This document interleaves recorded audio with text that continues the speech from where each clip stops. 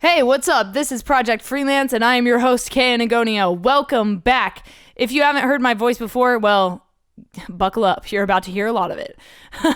My name is Kay Anagonio. Like I said, I'm your host on this podcast, and this week I am talking to a production manager named Tony B. I actually met him while I was out working for Red Handed Denial and ACME on tour on their West Coast Collision tour. The last date of the tour was in Scottsdale, Arizona at a venue called Pub Rock, and I met this guy and I couldn't stop talking to him. We talked for like an hour and I wanted to talk to him more, and I wanted him to come on this podcast and share his story with you guys, and he was kind enough to agree to do it. So this week we'll be talking about how he got into the music industry by way of being a driver for artists, and then his story progressed, but I will let him tell you all about it. But before we get started, I have to let you guys know I have a book out called No Tracers, an Urban Explorer's Diary. When I'm not freelancing, I actually explore abandoned buildings and take photos of them and film inside of them. So I compiled all of these photos into a book, and along with the photos, you actually have the stories of how I got into these places, of what happened during my explorations, and more. So if you guys want to pick up a copy, head to justtheletterk.com/notracers. I would love to sign a copy for you. And if you guys want a chance to win a free shirt, all you got to do is leave a rating on this podcast on Apple Podcasts, which is preferred. The more ratings we get, the more feedback we get, the bigger this podcast grows, the more eyes see it, and the more people will listen to it. So do me a favor, leave a rating and some feedback, and then hit me up on Instagram at Project Freelance with a screenshot of your review, and I will have you entered to win a free shirt. And there's going to be a couple people that get free shirts. So yeah, leave a rating, get a shirt. That's how it works. It's exciting. Thank you guys in advance for doing that. I appreciate it. So let's get into this episode with Tony. Please introduce yourself and what it is you do to the Project Freelance audience. So Tony B, what I do as a freelancer is I'm a production manager, which I've done for years. I'm also a licensed private investigator. So let's start with the thing you did first. What did you do first as a freelancer? So years back, prior to me getting into the production management side, I was a driver for concerts. Actually, prior to that, I was a custom car audio guy. I used to do pimp my ride type stuff to your car, and that turned into working on exotic cars, which kind of led into dealing with a specific type of clientele that built to the music. From there, I kind of started as a driver, and I used to drive artists that would come into Phoenix for concerts back about 10 years ago. So what got you into cars? Like, where did your passion for cars come from? So truthfully, it was funny because it was always by accident. I think in a lot of the positions that I got to. Initially, I was in recovery. I did that from a young kid, probably 19. It was one of my first real jobs where I worked in an office setting. But, I did collections recovery years back. And as I did that for the time that I had, you get to a point where you just start to see things a little different. You don't want to sit in an office forever. At least I didn't at the time. I wanted to see other things. I always knew that there was just more out there than just sitting behind a desk. So initially I started selling subscriptions for magazines. So I would get, not subscriptions, I would get advertisements for magazines. I was working for like a local car, kind of high-end car magazine. And I ended up meeting a guy who owned a car audio shop. And through conversations with him, we ended up getting him an ad in this magazine, and from there I would always deal with him. I was his client rep, so we always had these conversations, and I would talk to him about some of the other stuff I was doing. And at the time he was building a shop, and he was like, come work with me, I'll give you some money, a week, you can at least survive, and I'll teach you how to do car audio. And I was always interested in systems in cars. I used to always put systems in my own cars. So to learn how to do it for me was like, this golden opportunity. And I was able to get out of an office. And so what I did is I took this, opportunity with him. I was making maybe a few $100 a week, but I was learning how to, customize cars, fiberglassing and things that, you would really do to upgrade interior wheels, 30 TVs, things like that, pimp my ride type stuff. And so I did that for a good few years. And the individual that I worked with, as we had continued building this business over the years, he was building with other individuals, and some of those other individuals, started to come the financial part. And what happened was, there was an individual that came in kind of later during the time, and bought this slew of high-end cars. So we had two Rolls-Royce Phantoms, full 65 Maybach, two Bentleys, real high-end cars. And so there was one of our cars that way back, Terrell Owens, who was a wide receiver for years in the NFL, had one of the cars that we owned and that we had negotiated through a deal with Dub, because we used to travel with Dub. We would go to, the big trade shows in Vegas, SEMA, CES, and stage these, $300,000 cars for these events. And so that was, kind of how I started getting into the events environment. It was just by accident, I always say, just being in the right place to seize opportunities is my true belief.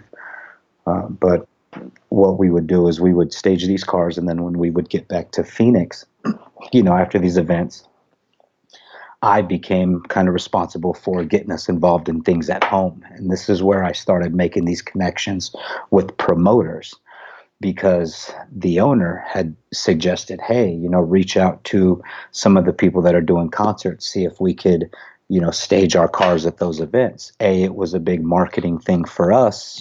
People really got to know who we were in Phoenix, and some of the outlying cities. And then, the concerts would have this look that, okay, hey, there's all these high-end cars out front. What's going on there? I want to be there. And so that was kind of the trade-off for a while. It would just be us staging these cars for events. Of course, it put us in these environments with these artists. And,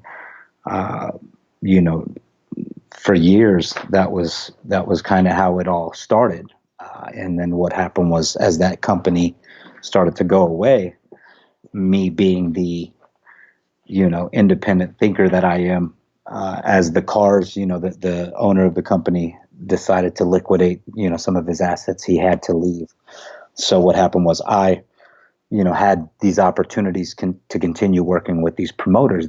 During that time where we had done transportation, we had utilized these high-end cars for that. Well, when those started to go away, I found other ways to facilitate their need for transportation. So what I would do is I would a lot of times just rent SUVs, so that I could continue working in these environments, and it would still pay me, and I would still have the opportunity to work around these artists.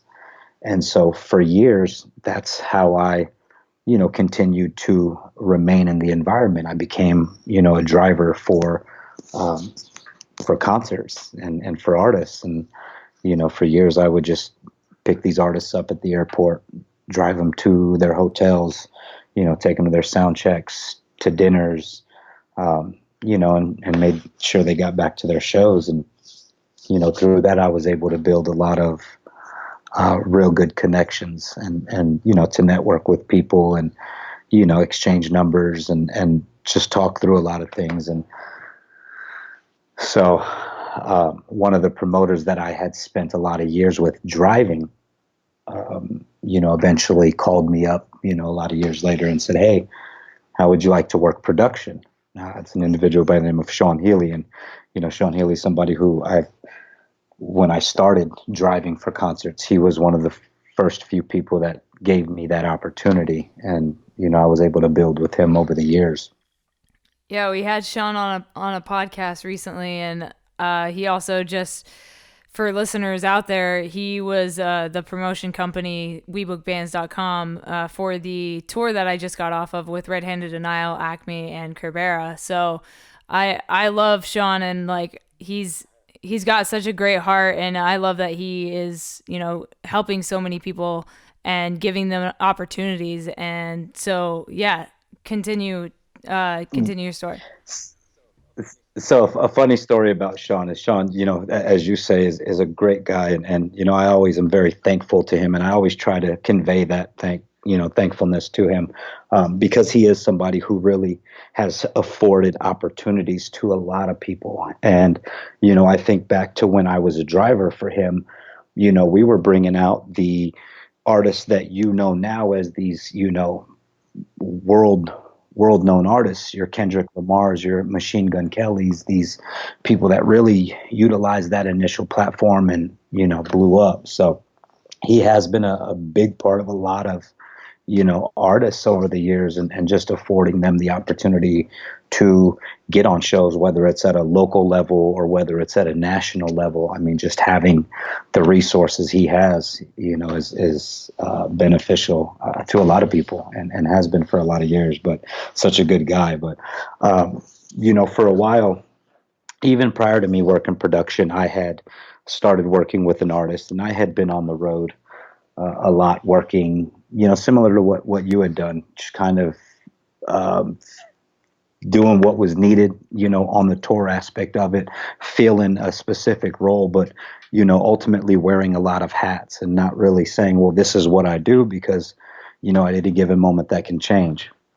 And I think that's one of, you know, the things that I've learned over the years in that environment is, you know, it was never really I'm going to do this, because sometimes, you know, as much as I wanted to do that, I found myself doing something completely different, or it was just the opportunity took me in another direction, or, you know, just what was happening. So, you know, I've always tried to be receptive to those things, and being open. And, you know, as I've gotten a little bit older, you know, I try to be quiet a little bit more and listen to some of what's going on around me, because, you know, it's taught me a lot. But once I got off the road, and doing a lot of traveling, which, you know, as a parent is a tough thing, you know, because you're gone a lot.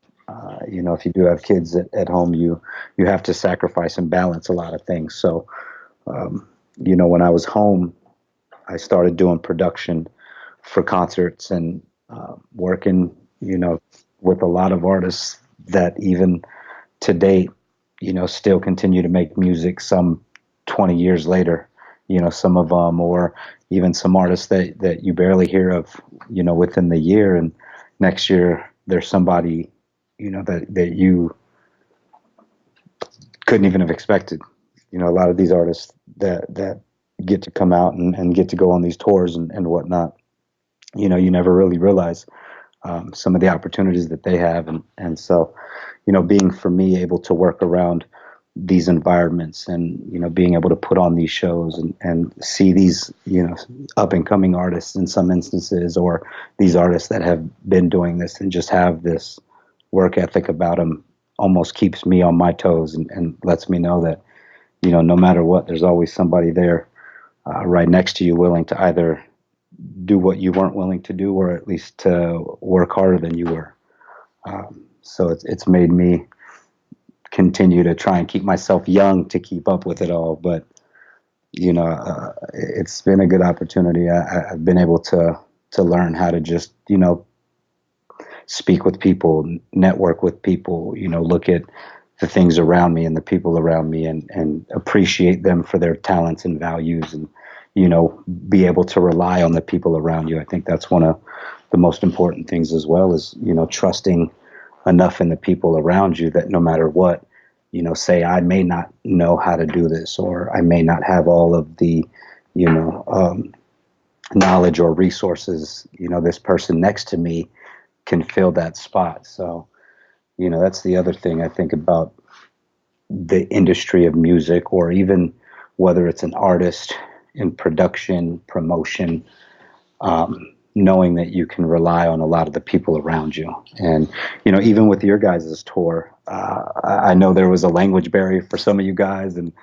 but seeing how just you guys gelled, and how you guys worked together so comfortably, and then to see the stage present, and see you guys up there just doing what you love to do, that type of stuff drives me, and I'll tell you, that's what always keeps me going, is seeing that type of energy, because I just can't let it go. Yeah, it was such a cool like environment for me. It kind of felt like we all knew each other for years, and that was like the first time all of us had met, So it was just like the perfect matchup, and we had a great time that night. So tell me what a typical night looks like for you. So any concert, usually starts a good few hours prior. This is what a lot of people don't realize. They see the production of it, and they come in, they pay their money, get their ticket, and go inside. But a lot of what goes into those concerts prior is what I like to call the fun stuff. Getting the stage set, getting the sound right, getting everybody in line, everybody in order, understanding the steps that need to be followed in order to make a show a successful show. And that could mean a lot of things, from security being a good part of the evening. And I've been around concerts where your security is a little more tough maybe sometimes than they need to be. And to me, it's always just been about respect. I think you can get a lot accomplished by just respecting people. It's not always a situation where you got to be tough, but knowing that you can rely on your security to manage those situations in the right way, because ultimately, you working in a concert, you're liable for the people that come to that concert. And if you have security pummeling on people because this guy may be acting a little bit drunk, belligerent, which I've seen on more than one occasion, it's just not the way to handle it. So, being able to trust those guys and know that they have the right foundation to manage whatever situation arises. But a typical day for me starts with, any time usually between the afternoon and early evening. You start your setup. Your artists will come take their first look of the venue. You do your sound checks at that point, where you get your audio engineer and the bands, or, whatever groups together to start working out any sort of specifics on the sound, levels of things like that. Artists, making sure that artists are prepared for what they need. If there's any hospitality requirements, usually, and I think you probably have seen this on the road, you like to have a room set up for certain things. So a lot of artists, writers will say, hey, I want these items in my dressing room. These things need to be available. This needs to be available for food. And as a production manager, it's your job to make sure that all of that stuff is in place. Making sure that when the artists get there, they have what they need. And then just being available to them as the night progresses. Trying to just be fluid. I think that's a good word. As a production manager, you got to be fluid. You're kind of flowing from dealing, with artists to dealing with the house people, security, your sound engineers, dealing with the crowd that may be building out front, trying to get people checked in so that you get doors open and you can get people in the venue on time. Just trying to make sure that things run smoothly and that there's as little hiccups as possible, because, those hiccups do happen. So let's switch gears and talk about you as a PI. How did you get into that work? That's very different from production management. So what you probably don't realize with PI stuff is a lot of it is just investigative stuff from a lot of different areas. And I learned that in my investigative career. But, going back to the recovery side, in recovery, you do a lot of people locating. You do a lot of people locating, and you do a lot of asset locating. So you're always searching for people and their money. And as that experience progressed, I've worked for lawyers for a lot of my years. And what kind of made me ultimately become a PI was a lot of the experience I had with these lawyers, and just, searching people and assets out. I did commercial recovery for a while, where that was, you're looking at businesses. It's not just an individual. You're looking at corporations, and now you're finding this corporation's assets. So there's a lot of in-depth investigative work that goes into that in order to actually become a PI. Licensed through the state, you have to have a minimum of 3 years investigative experience that can be pretty much signed off on. So uh, before I could ever do that, I was doing these investigations for these attorneys. And then, I started looking at it kind of as a whole, as a bigger picture. I thought, for me, what's going to give me a little more leverage in the industry? And that was where I started looking at, getting my own license as a PI. I had heard it, mentioned throughout my years. And I thought, that would be cool for me because it just fits who I am. Well, one of the things that I am. So I ended up getting, this PI license. I kind of compiled all of my experience over the years, and you have to go through the Department of Public Safety in order to get licensed. So you have to present to them all of these documents, the experience. You have to go through federal background checks, so they can ensure that you don't have any sort of felony background or criminal background that would hinder you from becoming a PI. Because what happens is you get access to a lot of information. So I went through that process. You pay some fees. I think all in all, it's probably close to about $1,000 in fees and just licensing in order to get that whole thing situated. To get licensed through the state, I had to create a business, an LLC, as a PI. So that way I can get bonded through the state. That way, if I make any mistakes, at least I'm bonded and I'm covered through the state. So it was a lot more of just the paperwork initially, but now, you just have to renew it every couple years. And as long as you don't make any mistakes or, do anything illegal, you can keep the license. Gotcha. So how did you learn like the process to become a PI? I mean, like you just talked us through the process. How did you actually learn that process? Like, did you go to school or like what did you do? So a lot of it was, working with these lawyers over the years, and just, again, being in tune, being open to learning these different things, and being, smart enough to ask the right questions, or to even ask questions when I was curious about something. Never leave yourself in the dark, because there's you never know what you might miss out on by not pursuing something or not maybe asking that question. But I would talk to, who really helped me was one attorney that I worked for about 5 years. He was one of the people that wrote a majority of my experience in for me, and who I spent a majority of my years with, and who continues to be a super good resource, for me to date. But it was a lot of just, understanding the business of it. I think to be a PI, it's almost something that finds you, not necessarily you find it. And I mean that to say that, I was always very analytical in how I think and how I do things. It's just how I function. So anytime I see a problem, my mind already goes to, okay, I'm going to break this down and I got to figure out how to solve it.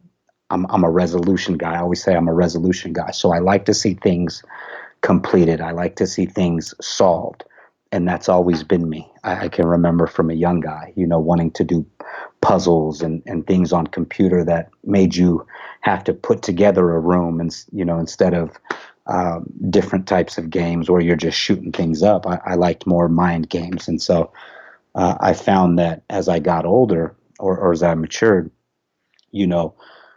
even in the jobs I would be in, I would just find myself kind of functioning in that manner. And what you realize is that's exactly what a PI is. It's just somebody who knows how to go and find information, how to go, about thinking about things outside the box, and really, know where to go for those resources. And some of it, I've been, as a PI, granted, you get access to a lot of information, for a lot of people. And so that's one of the things with licensing. You got to be real cautious because you do have access to so much private and pertinent information when it comes to individuals. Definitely. Yeah, and that's a huge responsibility. So, have you ever had an internship or have you ever been a mentor for somebody? Um, I haven't. Well, let me rephrase that. Over my years, I have worked in management, and I think with managing people, or managing, I call it more managing the process. I've always said I don't manage people; I manage a process. People manage themselves. But what I found as a manager leader was that for you to be an effective leader, for you to be, somebody that people can look at and say, you know what, I trust what he says, I'm going to follow what he says, even if sometimes I can't see what he's talking about. I get the vision of it, and so I'm willing to take that route. But how I learned to be a manager was, I would always try and put myself right next to that person. And, if it was in recovery, if it was in investigations, if it was in concerts, I try to put myself, next to that person. And instead of me telling somebody, hey, this is what you do, I just try to do it. I try to show them this is how it's done. And as you do it, you kind of talk them through, this is why I do things this way, or this is how it's done this way, or, just try to let them visually see it. And I have found that people will follow that a lot more if they're bought into it, if they believe into it, if they can see what you're saying, if they trust what you're saying, if they've seen it be successful, if it's in a recovery aspect, if you're successful in recovery, you're making good money. And if somebody can see you doing that, then they're going to say, okay, well, I want to make that money. Concerts is no different. If they see that you can manage a room, if they see that, stress levels are at a balance, keel, and things are running smoothly, then they're going to say, okay, I'm going to pay attention to how he's running that show. And so, I think that that's being more a visual leader, being somebody who's not afraid to get in the trenches with your people and, do the work next to them. If I want you to dig this ditch perfect, I got to get in there and dig that ditch first so that you understand what perfect is. Absolutely. All you managers out there need to, of any type of manager, you need to listen to this seriously. This guy knows what he's talking about. It's Yeah. true. And what I've learned is if you get people to buy into you that much, we used to always have a joke. People will walk through walls for you. And it's very true. If they believe that you are there for their success, if they believe at least that you care about their success or that you want to see them do good and that you're trying to help them, they'll go through walls for you. And I say that because I've had the luxury and the benefit of being able to manage people and to see that in action. But it was no different than when I coached kids soccer. And I'll tell you, out of all the things I've done over the years, whether it was dealing with artists, from your Kendricks to your Dr. Dre's to your Games to your this person, to managing for these big companies, the most rewarding thing I ever did was coaching a bunch of kids in soccer.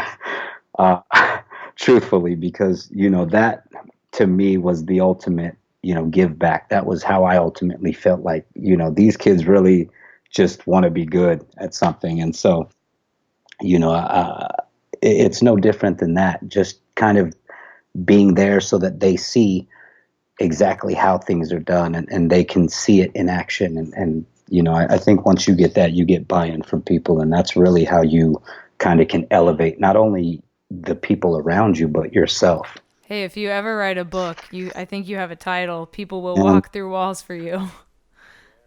yes, That's see, great. I've always said, and I've always thought for years, I've wanted to write a book. I'm just, I'm not much of a writer. Now I can write, but I don't know the dynamics. There's things, again, I don't know. I need to find me somebody who knows how to write a book, and I need to move forward with that option. So if you know anybody, Oh, for you let me sure. know. Definitely. If anybody out there writes, please hit this man up. He needs a writer. Let's make this happen.